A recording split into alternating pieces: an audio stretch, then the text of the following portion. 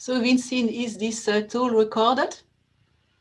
Yeah, so we're going to record it, and it's also being live streamed on YouTube. And then we'll put the video on our website. And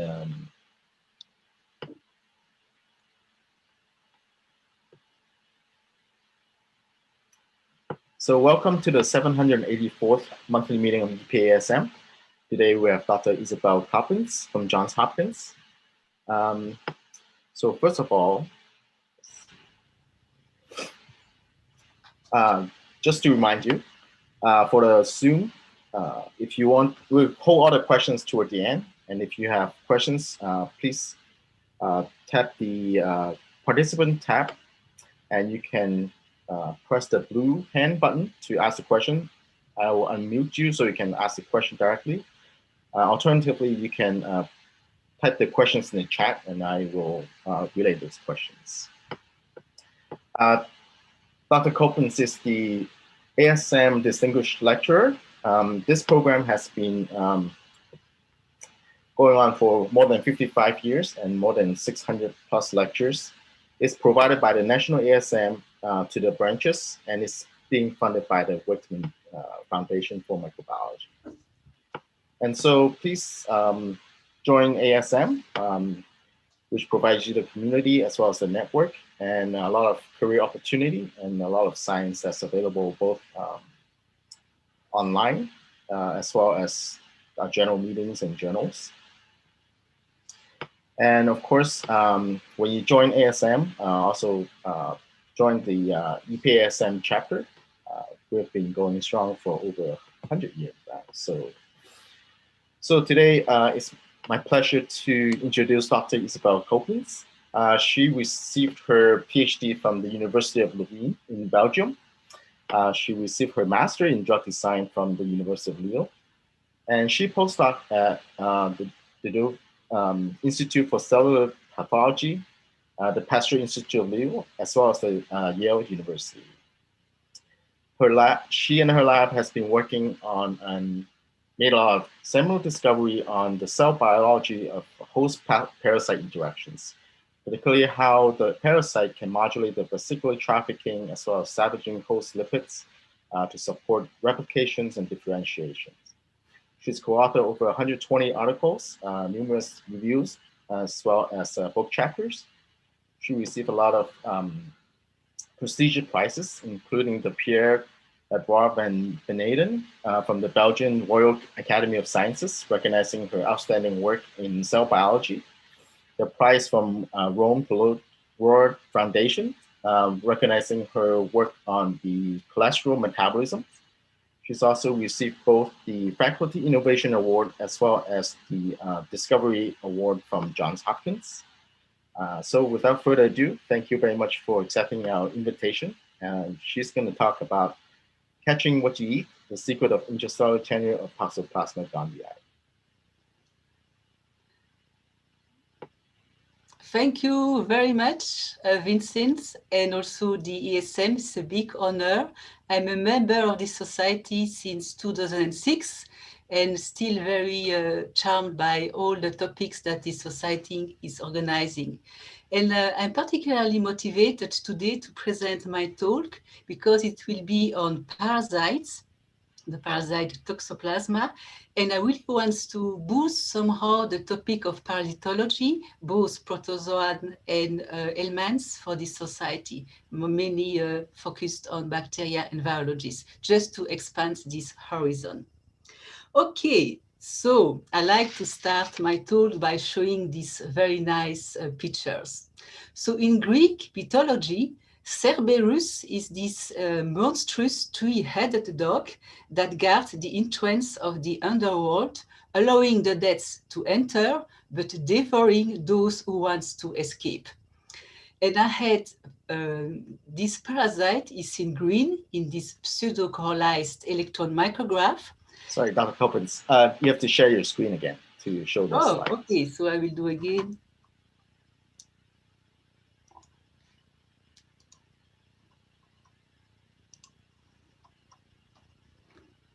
Is it visible? Yep. Okay, wonderful. So I was just saying that Cerberus that we can see in Greece, that I had, of course, represented as a toxoplasma, is a monster. And this parasite is, as you can see, live in the vacuole, called the paretomorph vacuole, in the cytoplasm of different mammalian cells that you can see in green. And I have symbolized toxoplasma as a Cerberus, this monster, because you will see that this parasite, despite being secluded within a vacuole in the cytoplasm of mammalian cells, is very proficient in scavenging and consuming host cells material, as you will see.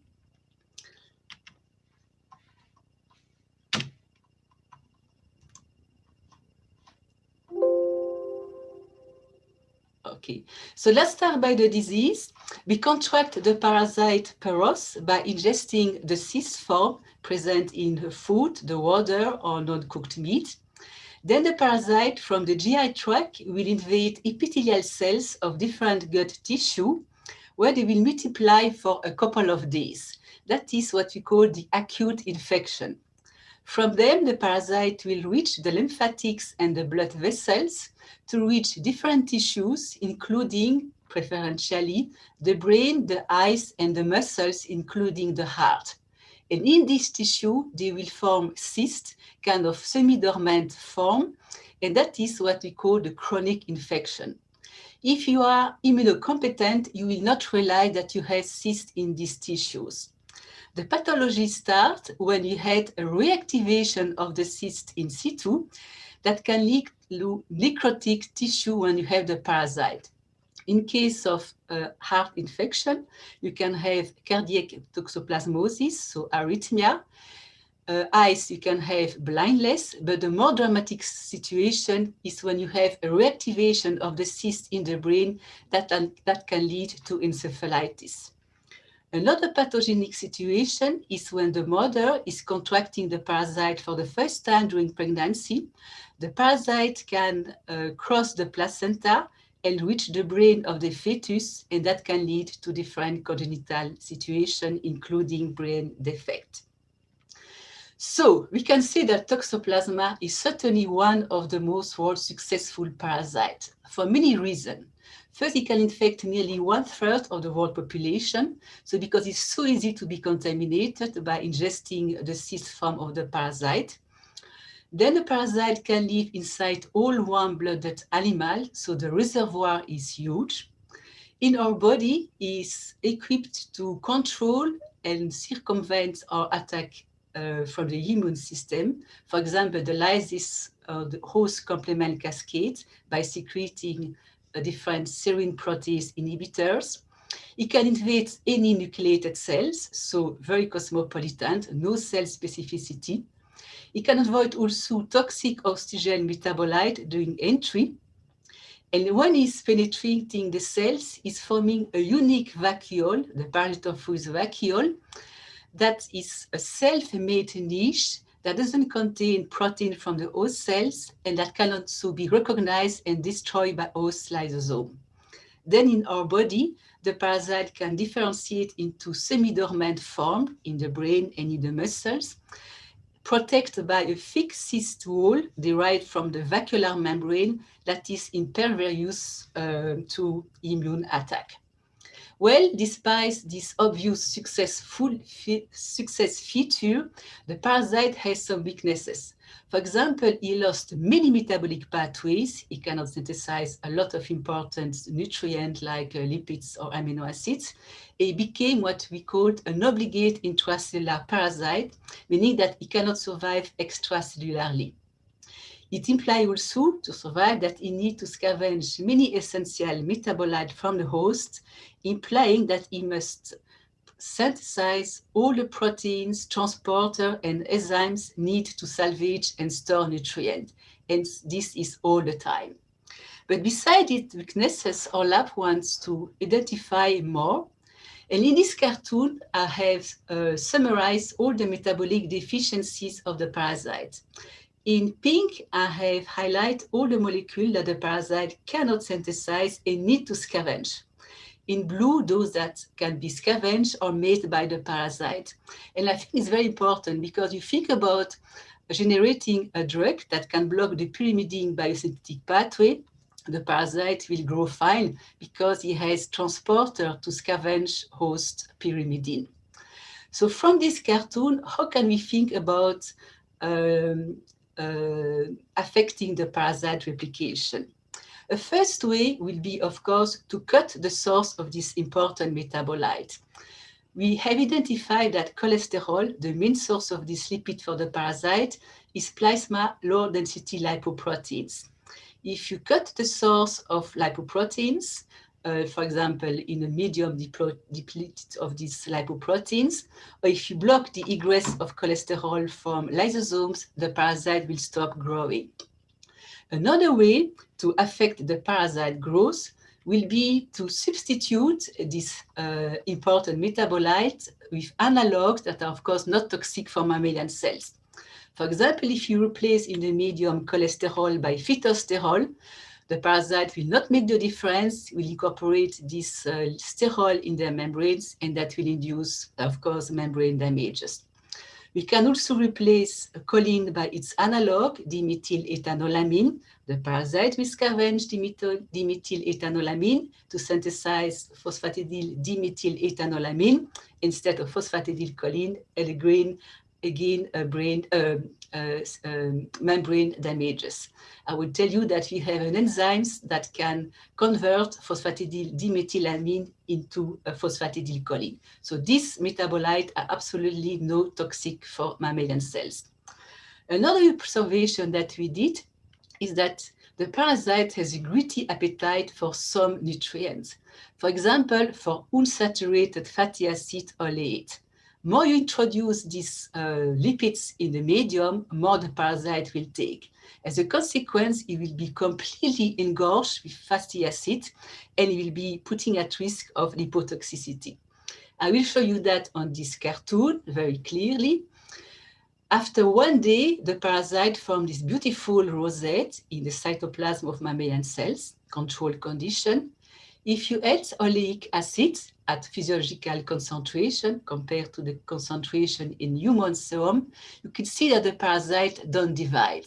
It's completely engorged with lipids, puffed with this fatty acid. As you can see, they have this large lipid droplet, and definitively it cannot cross. So meaning that in our list of vulnerability of the parasite, we can add that it has a poor discrimination for host metabolite, and it has a greedy appetite that can be its downfall. Basically, for lipids, it acts like an adipocyte, but of course, it's a small size, and it's completely, let's say, full of lipids in case of oleate. So in the lab, we are studying how toxoplasma acquire nutrients from the host cells. Before entering into this topic, I want to summarize the main feature of toxoplasma infection at the cellular level. First, the parasite invades cells through a process called active invasion. So it can generate its own vacuole through lipids and protein that is secreted inside the host cells. And this process has nothing to do with phagocytosis. That is very important. Meaning that after internalization, it will be within this vacuole, like an incognito pathogens, and this membrane is not physiogenic. So no recognition with host lysosomes, no destruction through hydrolysis of the cells. So perfect protection directly after entry. Then the parasite will divide rapidly, and when the host cell will be completely filled with the parasite, they will need to ingress and invade new cells. So concerning the mechanism of nutrient acquisition by the parasite, at least we know one main phenomenon. We know that the parasite can modify the permeability of the vacuolar membrane by forming some pores made of proteins that allow the penetration of small solute from the host cytosol, like glucose, ATP, that can enter the vacuole. And also, our laboratory has identified that the parasite can also scavenge nutrients from host organelles. And that is a unique process, as I will describe. So why this scavenging? Well, these organelles can be a very important source of nutrient and very abundant. Mitochondria here can be important for lipids like phospholipids or cholesterol. Golgi for sphingolipids, endolysosome, for example, for many nutrients coming from the medium. And I will give you 3 examples why and how the parasites scavenge the Golgi, lipid droplets, and endolysosomes. Okay, coming for the Golgi, we were curious to know about the morphology of the Golgi upon infection. We have the parasite here in red, and in green we have the representation of the Golgi upon infection. Well, you can see that obviously the Golgi is fragmented, and we can count the number of Golgi foci in infection versus non-infected. But then looking at the electron microscope, in case of non-infected cells, the Golgi is forming these long crescenting organelles. When we have a vacuole containing the parasite, we cannot recognize this long shape of the Golgi, but instead, in yellow, you can see all these small mini stack of the Golgi cluster around the vacuole. And we have identified that is, of course, the Golgi through anti-Golgi staining. So why the parasite is fragmented the Golgi? Well, maybe it may need lipids from these organelles. We know that Golgi process ceramide to synthesize major sphingolipids like sphingomyelin. And simply, if you label the cells with fluorescent ceramide, the Golgi is labeled. Then when you have a toxoplasma that you can see here, you can always look at these beautiful flowers like the rosette of the parasite. You can see that the Golgi is again destructurated, organized all around the vacuole, and progressively with the pulse time, you can see that the parasite is becoming fluorescent. So obviously, it has somehow access to the lipids coming from the host Golgi. Another example is for lipid droplets. We could see that the lipid droplet, here stained in green, cluster around the vacuole. We can amplify this process by incubating host cells with oleic acid that stimulate the biogenesis of lipid droplets. And we can see a more massive clustering of lipid droplets around the parasite that we can also confirm by EM. All these white structures are lipid droplets. So again, we need to see why and how the parasites what is the purpose of this recruitment of lipid droplets. And for that, we had this protocol when we had cells that we have incubated with body P, this type of dye, that is actually a non-metabolized fatty acid. This dye will accumulate inside lipid droplet, but not be after that incorporated for the formation of other lipids. When we infected cells, in these treated cells, and observe the parasite by fluorescent microscopy, we can see a green signal. And this green signal is definitively these lipids coming from lipid droplets. We went further to see if lipid droplets are important for the parasite infectivity.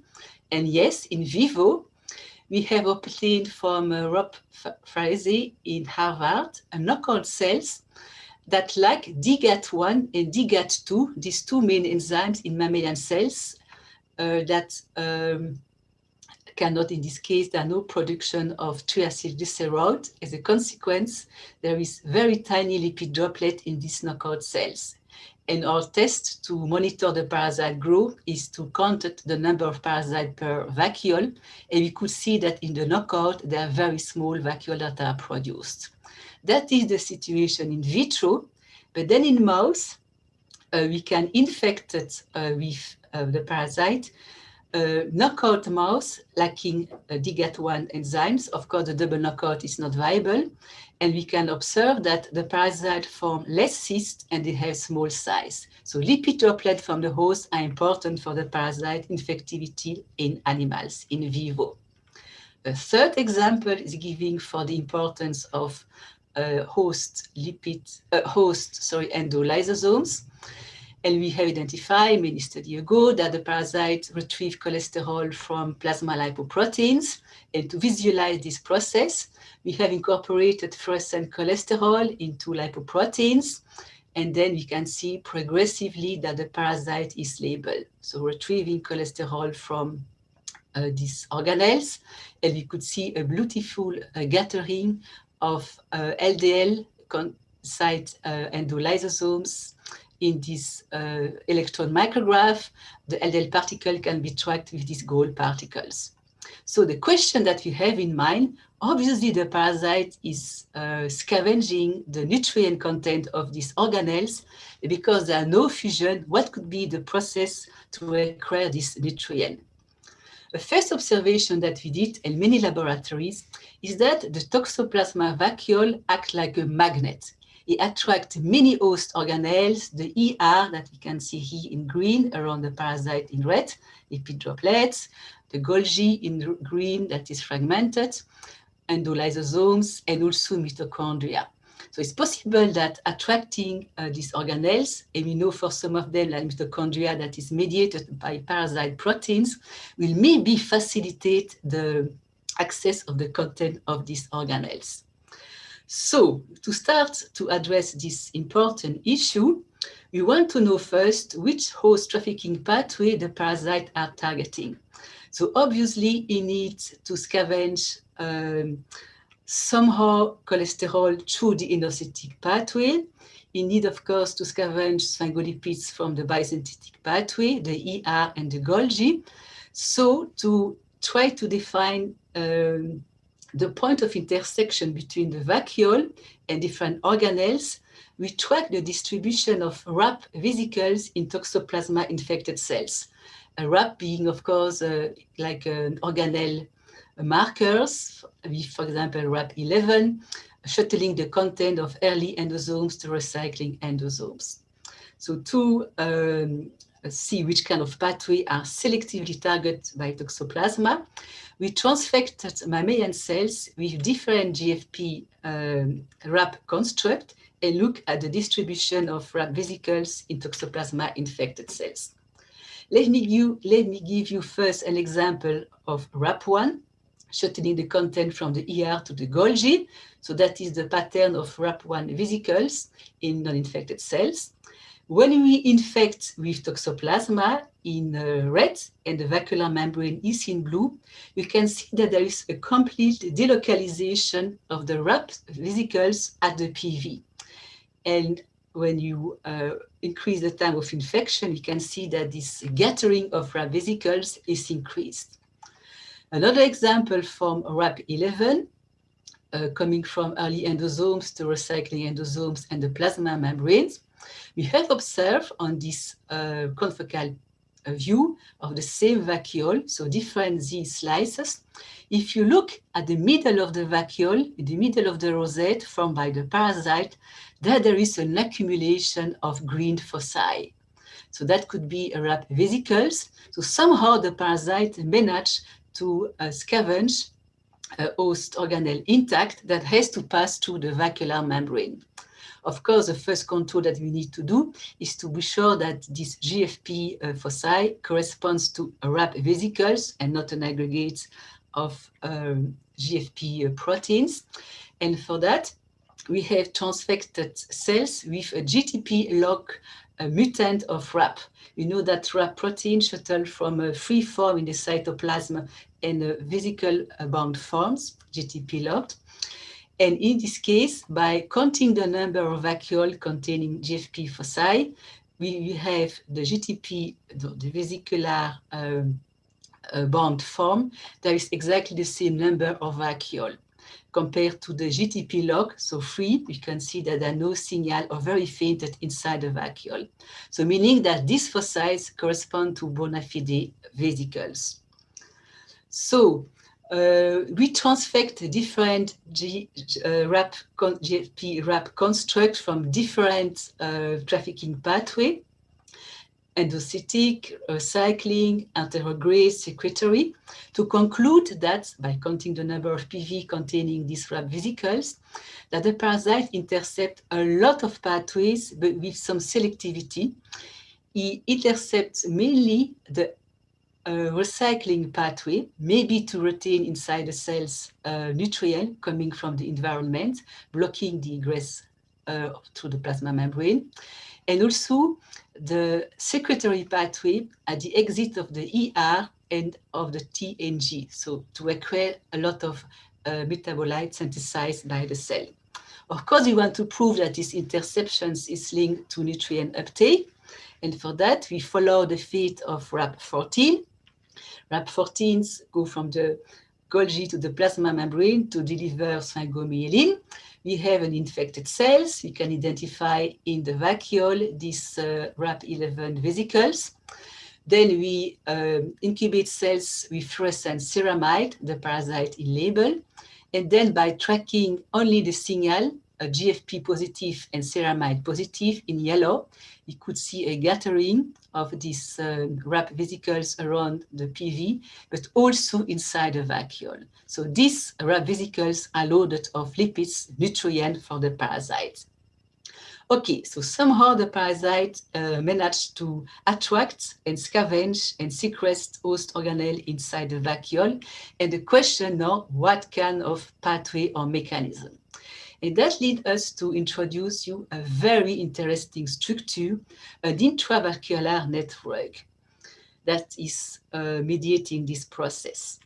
So if you do electron micrographs of freshly egressed toxoplasma, you can identify in the cytoplasm a strange organelle, a kind of vesicles containing tubules at different stages of formation and thickness. Then looking at this parasite, we can see that the parasite secrete this membranous structure inside the vacuole. We have here different parasites, and we can catch here a process of secretion in block of this membranous tubule. Then indeed, if you look at low magnification, this vacuole containing 8 parasites, we could see all these tubules within the vacuole between the parasite everywhere. And we call this membranous tubule the intravascular network, or IVN. I will show you another example. Here we are in the middle of the parasite, of the vacuole. And if you zoom, we can see beautifully these tubules. It's called the spaghetti between us. And why I attract your attention to this network is that we had identified that host RAP vesicles accumulate in the area when you have this network. This network, we don't know about the function, but at least we know that they contain proteins that can be very good markers, like here in blue or in red. And you can see that in green, you have the accumulation of these RAP vesicles when you have this IVN. Okay, so what is happening? When you have an enigma of this amplitude, I like to look at this beautiful work from this Brazilian group, the Souza. They are performing beautiful scanning EM of different parasites, including Toxoplasma. You have here a beautiful rosette of the parasites within a vacuole. Here you have the host cells. And through this technique, they can resolve the ultrastructure of the membranes of the IVN. And clearly, you can see that some of these tubules are connecting or are connected to the vacuolar membrane. And we are lucky by transmission EM to see these tubules appended to the vacuolar membrane. You have here the vacuole, the host cell, the parasite. And you can see that this appended tubule coming from the IVN can be very long. So what does it mean? It means that the parasite, by exporting this tubule to the vacuolar membrane, of course there's a process of fusion, has created some kind of open gates with the host cell cytoplasm. When we incubated the cells with LDL gold particles to track endolysosomes, we could see in the lumen of these tubules gold particles within the vacuole. So somehow host organelles are trapped inside these tubules and they are sequestered inside the vacuole. So it's a very unique process, of course. Of course, we want to prove that this network is involved in host organelle scavenging. For that, we make use of a knockout that, like this IVN, but instead form this unstructured walls of membranes, because these protein grid 2 are involved in the tubulization of this network. And indeed, by exploring this knockout, also a double knockout, so this protein is also involved in the stabilization of the network. By counting the number of GFP foci compared to the wild type, you can see that the knockout are almost empty. They have a reduction by 80% of the number of RAP vesicles in the lumen of the vacuole. Okay, so what I show you is, of course, static picture by IFA or by electron microscopy.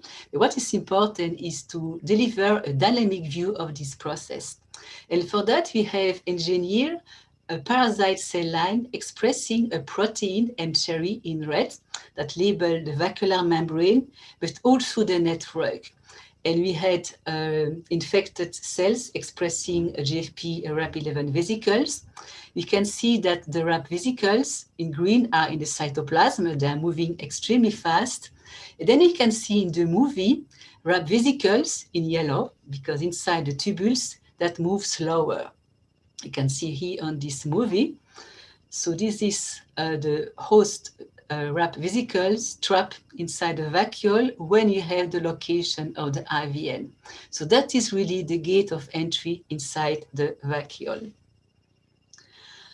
All right, so another step that we have observed into this process is that if you believe that the tubule formed by the IVN attached to the vacuolar membrane are the door for this organelle to enter, we observe that at the end there is an accumulation of host RAP vesicles in the middle of the vacuole. And that implies that there must be a process of scission of this tubule or detachment from the vacuolar membrane. And when you have this kind of formation of a vesicles through an invagination, we have either an involvement of the dynamine-like machinery or the escort machinery. The dynamine, of course, like we have a coated pit that become a coated vesicles, or for the involvement of escort machinery, formation of intraluminal vesicles inside a multivesicular body, for example. The parasite has, of course, dynamine and escort protein, like any eukaryotic organism, but it doesn't secrete this protein at the vacuolar level. So meaning that if there is a process of scission, we believe that the parasite may usurp the machinery escort of dynamine of the host cells to induce the scission of this tubule and then the trapping inside the vacuole. So that is the organization of the escort system, very, very sophisticated. And the main component of the escort tree that form long filaments inside vacuole to generate it at the end a constriction prior to the scission is CHAMP4.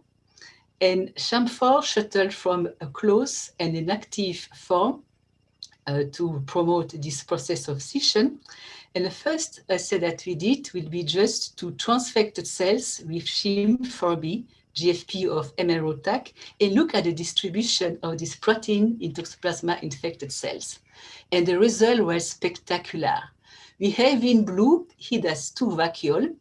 When you have the TAC at the C terminus, we have two vacuoles. In blue is the staining for the vacuolar membrane, and in green is the signal road for SHIM4B. The recruitment is massive, and as you can see here on this yellow signal.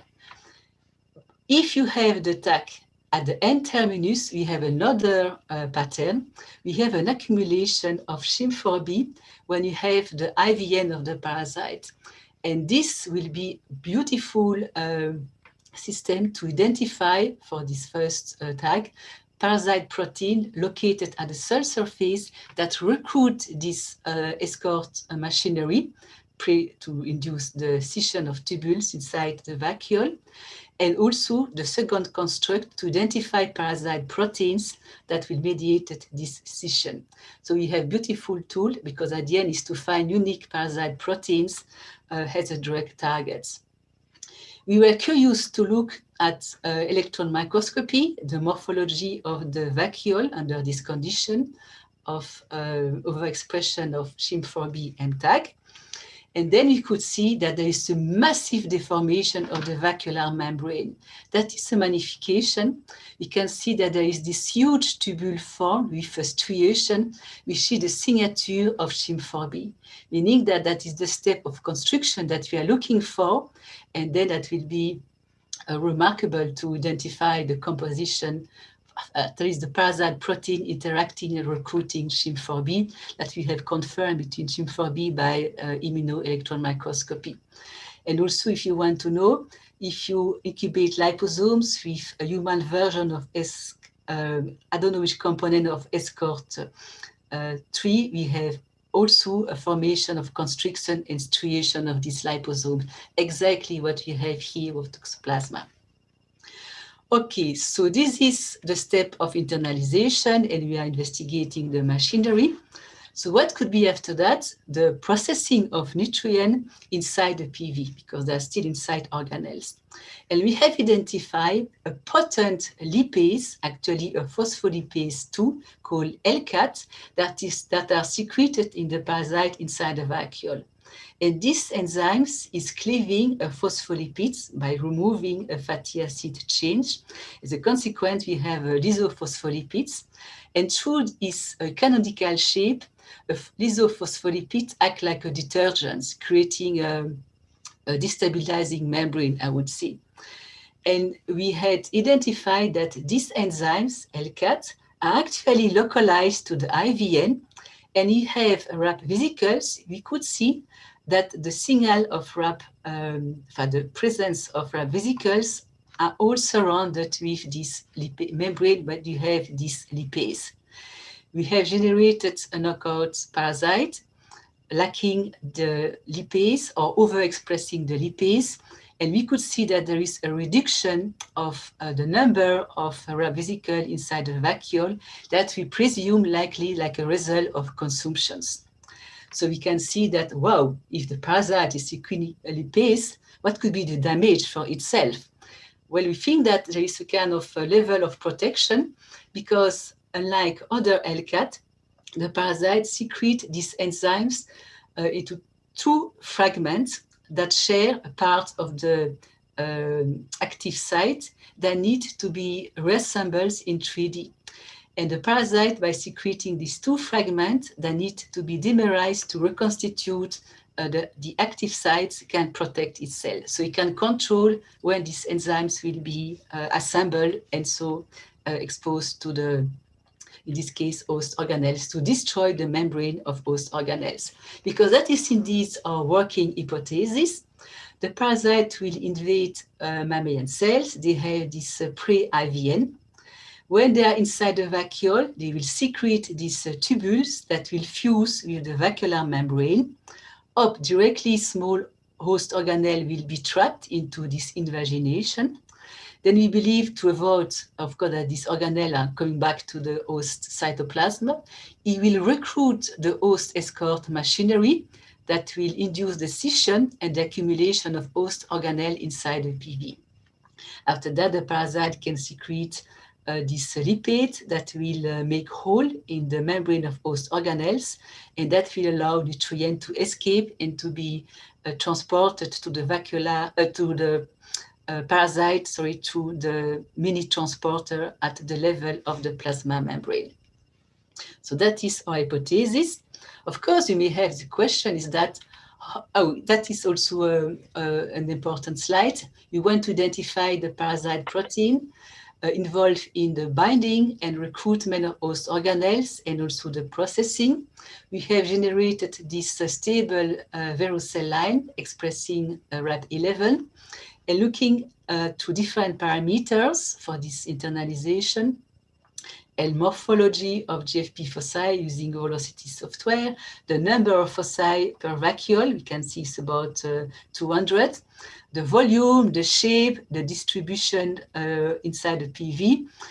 We want to compare different chemical-induced mutant of toxoplasma with the wild type to identify this many parasite effector involved in this process. Okay, the questions that we can have also, how can the parasite lacking an IVN, I can say, and growing perfectly fine in vitro, can get its nutrients? And that brings us to investigate a more property of the vacuolar membrane. So that is this knockout. They had this kind of walls of membrane in these organelles. And if you look at the vacuolar space, is almost empty. But you can see that the parasite divides. Okay, we make more staining of the vacuolar membrane. And it has been known by us in many groups that this vacuolar membrane form long extension into the host cytoplasm. And for the wild type, about 2. And then this extension will increase until the time of the parasite division, 8 hours post-infection, and then they will decrease and disappear. But when you have the knockout, wow, we can see that there is a lot of extension in host cytoplasm. And this extension continues to increase until the parasite egress. And if you stain a host cell, for example, for an organelles, because you want to know there's some kind of interaction between this projection and host organelles, here in the case of lipid droplet, we could see that these vacuolar membrane projections completely encircle lipid droplet like a lasso.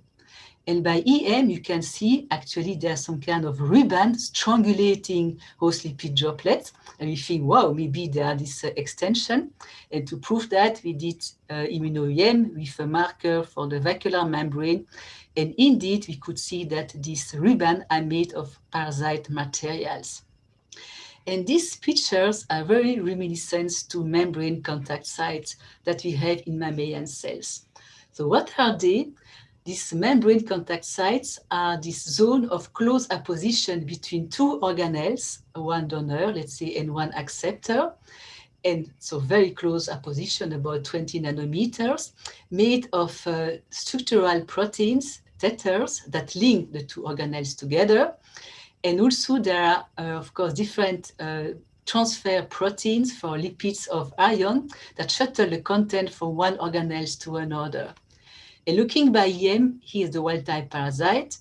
You could see that the parasite that recruit host ER could see this ER element closely opposed to the vacuolar membrane. And that is the classical textbook.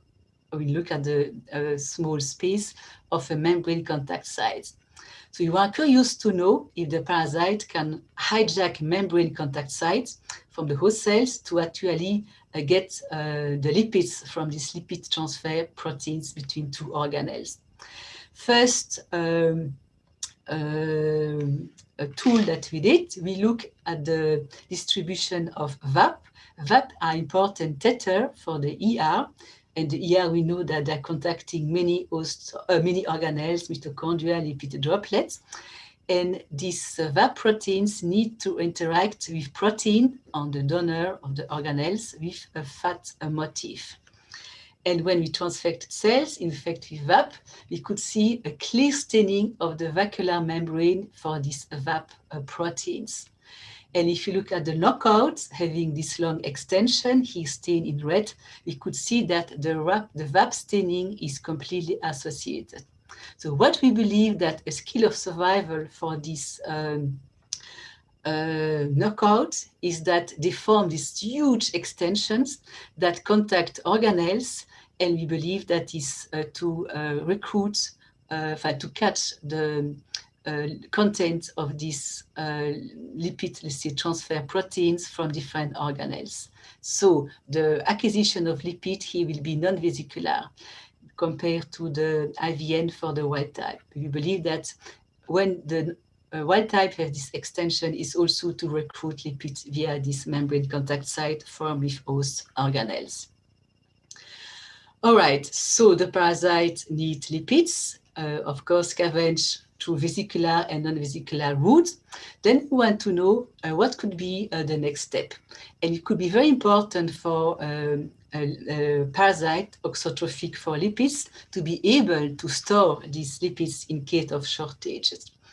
So we know that toxoplasma, like mammalian cells, has lipid droplet, as you can see here.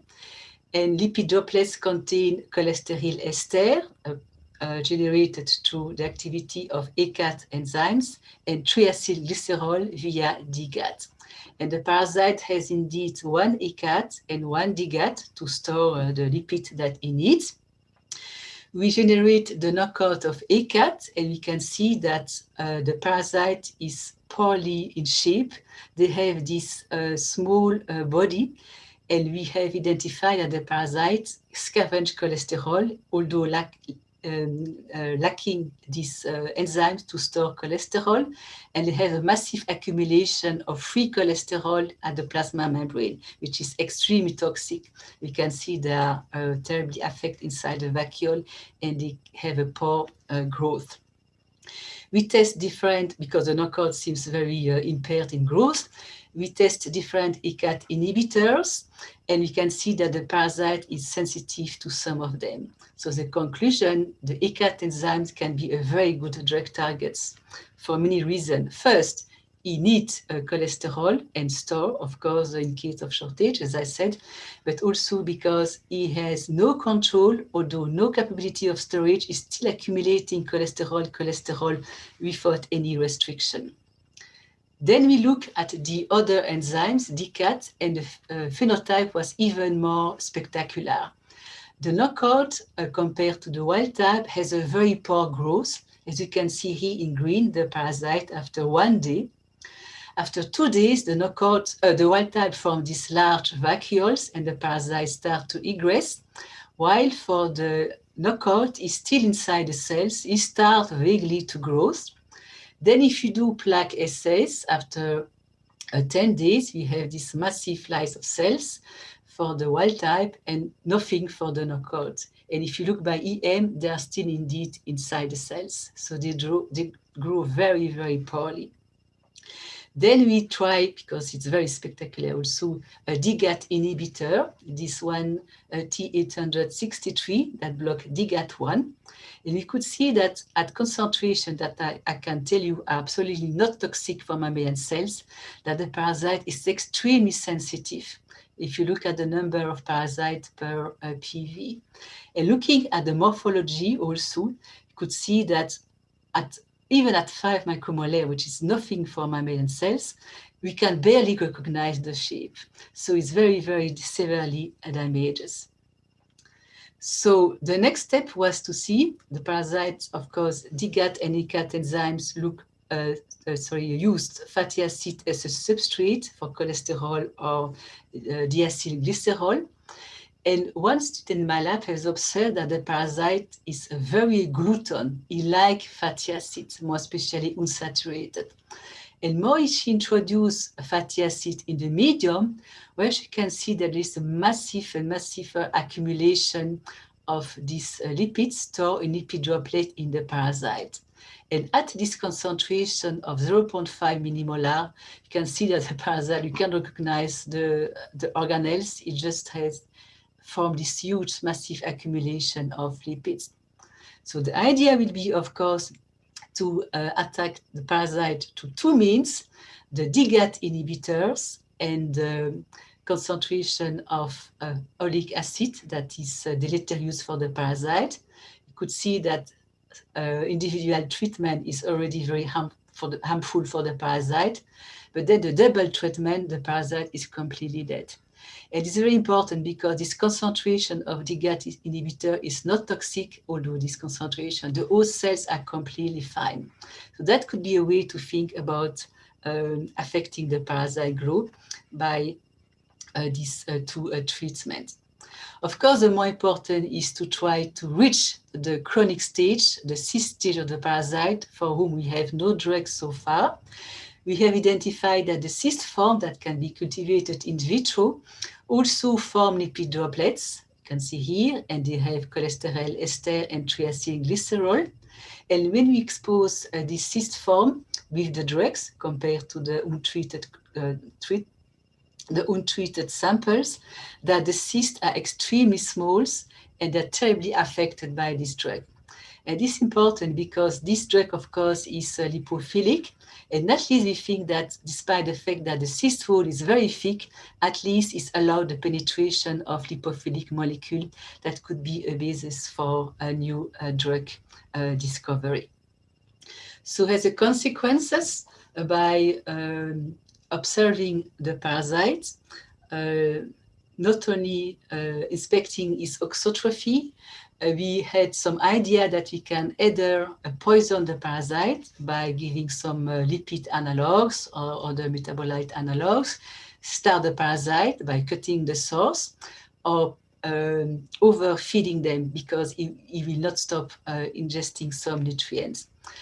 The way to scavenge lipids is very unique. We believe vesicular, by using this network that is secreted and then make it fuse to the vacuolar membrane to trap host organelles, and non-vesicular route via the hijacking of membrane contact sites. The idea would be to identify drug targets in this uptake and storage pathway. At least we have identified some of them involved in the maintenance of the IVN or the processing of organelles like this lipase. And at least when you look at the storage pathways, is very vulnerable to DGAT and ACAT inhibitors. And that is very promising to fight against Toxoplasma infection in vivo and in vitro. So I want to thank many persons in my lab, including Julia Romano for this beautiful work on rat proteins, and all the other person who has followed the lipid transfer inside the vacuole. Of course, we have many collaborators who help us for this beautiful work. Many reagent proving from different mammalian cell biologists, and of course, the funding from NEID and American Heart Association. I thank you very much for your attention, and I'm glad that I am on time.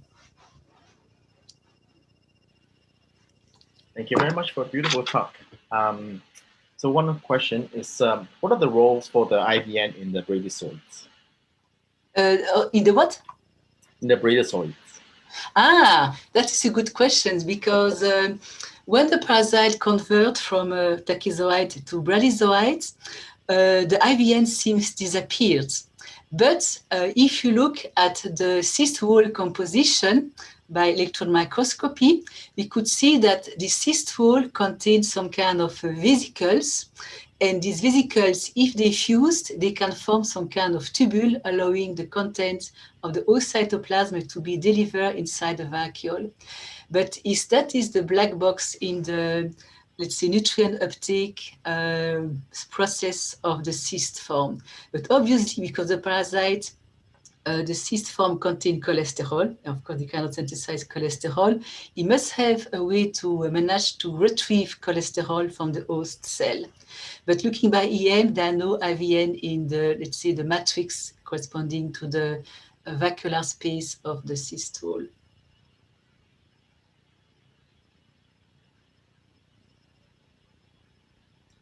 So you said the parasite basically needs to scavenge these host lipids all the time. What happens during the chronic infections in the dormant phase? That is during the chronic infection and when they're in dormant phase. So the question is that how they can retrieve nutrient, right?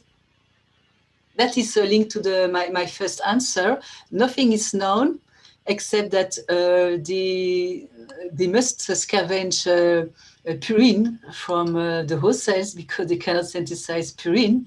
So how the nutrient in general traversed the cyst wall, that is not known. It could be a very good project.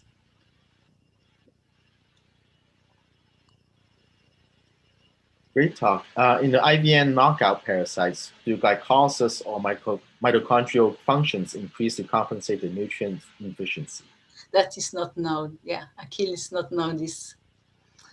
No, this knockout is a beautiful tool, of course, to like a negative control for all our assays.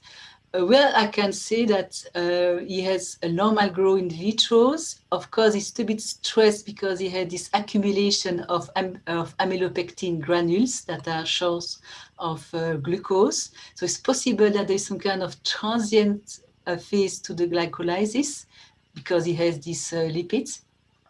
But I'm not aware about study who is studying the mitochondrial functions versus glycolysis in the double knockout versus the wild type.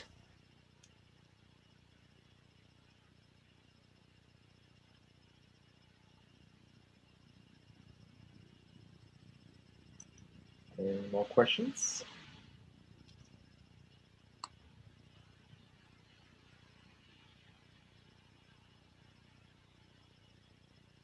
I hope you like Parasite now because they're just amazing. And when I have a student, postdoc in my lab, I like to tell them you have to spend many times at the microscope, even the wild type, because you can discover by open your eyes so many unique organelles, so many unusual structures, and that could be very inspirational for new grant proposal. And I never start, for example, a project by a knockout or omic studies because maybe I think it's me, of course, that is not too intuitive, but microscopic observation is my way to go and to start a project. Isabel, Akhil, great talk. Really enjoyed this very much. And beautiful, beautiful images. The question that I asked was about the IVN in bradyzoites. Mm-hmm. So if you have the IVN knockouts, do they work? Do they still form bradyzoites? I think so. Yes. There is one study who has from the CBA lab injected. I don't know. Okay. What is important is that we have different strain of Toxoplasma, type 1 and type 2. Right. And only type 2 forms cyst in the brain. And I know that in the CBA lab, they had infected mouse with the knockout grade 2. I don't know if it's type 1 or type 2, but for I think it's type 2 because they look at the brain and they have observed that there is maybe less cysts, but it was based on a very small amount of cysts that has been counted. So the answer is yes, I think, according to this unique study, that this double knockout can form cysts and transform into bradyzoite. I was just wondering, one of the possibilities for not this knockout, but some of the other knockouts, especially the AGAT and the ACAT and the DGAT knockouts, whether or not those would be good potential vaccine kind of parasites. Do they provide long-term protection if you just infect with those parasites in mice? That is the next step. Yes, we have now the strain DGAT and LCAT knockout in the type 2 strain. And we have just the construct with a different tracker like luciferase to infect mouse and to see how the parasite can survive. But even in vitro, they are very, very weak. And what is interesting is that the high vulnerability of the parasite for this inhibitor, DGAT1, is because Toxoplasma has only one DGAT. And mammalian cells has two DGAT, 1 and 2, and is less sensitive to the inhibitors. So that is a very gold mine, this DGAT situation. But my goal is, of course, identify drug targets. After that, the drug design, it's another collaboration that I have. A couple more questions. From Toby, is there any homology between the mechanisms Legionella used to recruit ER to the vesicle that used by Toxoplasma? Another organism than Toxoplasma that recruit the ER? Legionella. Yes, of course, Legionella, indeed. Also chlamydia. No, that is something that is, I would like to emphasize, that is very interesting to be a ASM member, is that I like to let's say, compare the infectivity at the intracellular level between Toxoplasma and bacteria like Salmonella, Chlamydia. And we can see many beautiful examples of convergent evolution. By the way, they recruit organelles, also ER, multivesicular body, they cleave also the Golgi. So they act actually the same. And indeed, Chlamydia, it has been known that they recruit host membrane contact site, and we believe also is to retrieve lipids. So it's a kind of common themes between many intracellular microbes, parasite or bacteria.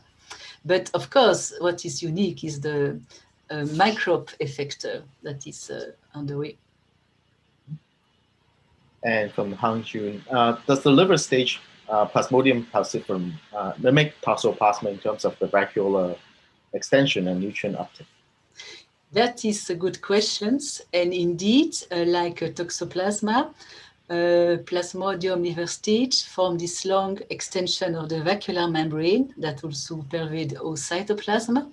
But there are no connection between this extension for host organelle recruitment or lipid uptake, but it has been found out in the lab of Wulker in Germany that this extension is actually to, let's say, trigger the attack by autophagy from the protein ATG8. So somehow the parasite is projecting this extension to mediate an autophagy lysis outside his body, outside the vacuole. So sacrificing some portion of membrane to trigger and to attract ATG8, and in this case, the parasite will not be degraded by autophagy. So no, and you know, for example, for Salmonella, a lot of CIF extension also to interact with different host effector, but there are not that much study of all this extension derived from the vacuolar or inclusion membrane. But it's very fascinating, even in terms of biology and lipid metabolism. We really want to know the composition of this extension, but that is not possible to be purified. Okay, no more questions. Thank you very much. Thank you. That's one more question. Dear said, is the vesiculation of the tubules in the PV essential, since it seems that the tubules could deliver lipids the same way?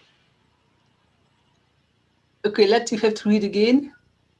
Is the vesiculation of the tubules in the PV essential, since it seems that the tubules could deliver the lipids the same way?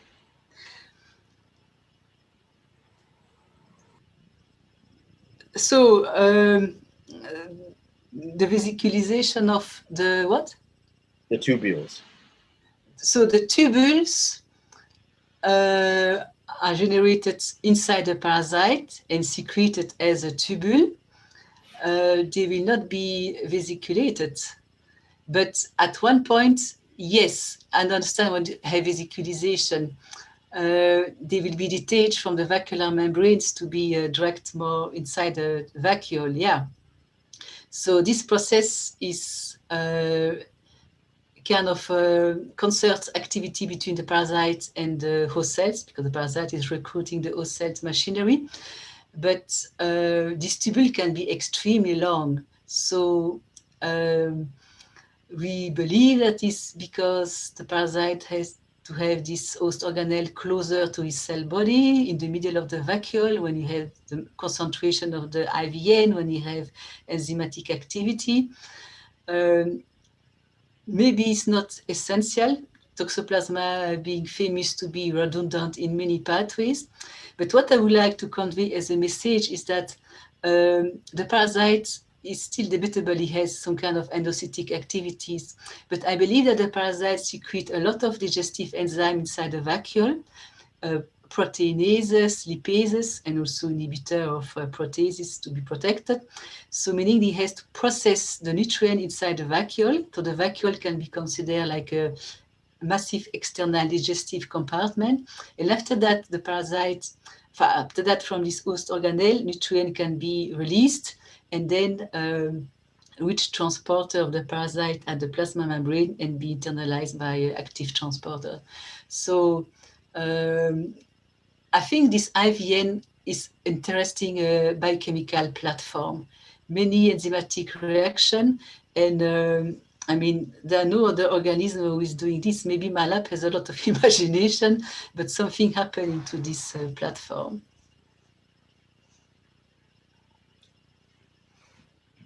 Great. Thank you very much. Thank you. You can be reach me if you need me. Yeah.